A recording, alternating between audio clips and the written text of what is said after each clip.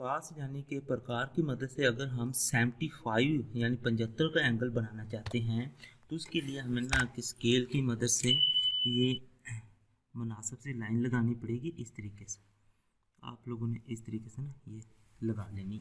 अब ये लाइन लगाने के बाद नेक्स्ट आप लोगों ने इसे लेना है प्रकार को और इसको ना मुनासिब से खोल लेना है।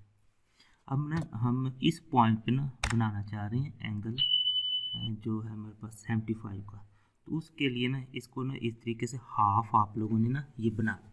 अब ये हाफ बनाने के बाद नेक्स्ट ना इसके ना ये कट लगा लेने। ये कट हमारे पास 60 का होता है और दूसरा हमारे पास ना 120 का होता है। ये यहाँ तक तो हमारे पास 180 आ जाता है। अब जो हमारे पास 75 का एंगल है ना वो हमारे पास बनेगा 90 और 60 के दरमियान में। तो 60 का तो हमने बना लिया, तो इसके लिए फिर हम ना कि 90 का बनाएं। तो 90 का एंगल बनाने के लिए हम प्रकार को थोड़ा सा ज़्यादा खोल लेंगे और खोलने के बाद इस तरीके से ना इस पॉइंट से एक कोस लगाएंगे और दूसरी इस पॉइंट से। तो ये जो हमारे पास ना पॉइंट बन जाएगा। जब हम ना कि इसे ना इसके साथ मिलाएंगे तो ये हमारे पास 90 का एंगल होगा।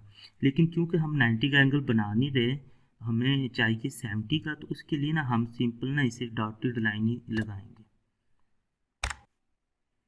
तो डॉटेड लाइन लगाने के बाद अब हम ना कि 60 और 90 को बाइसेक्ट इस तरीके से करना है। एक हमने ना इधर से और एक इधर से।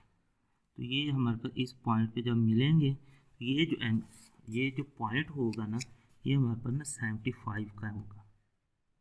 इनको आप लोग इस तरीके से ना मिला देना। अब ये जो एंगल हमारे पास बन गया ये 75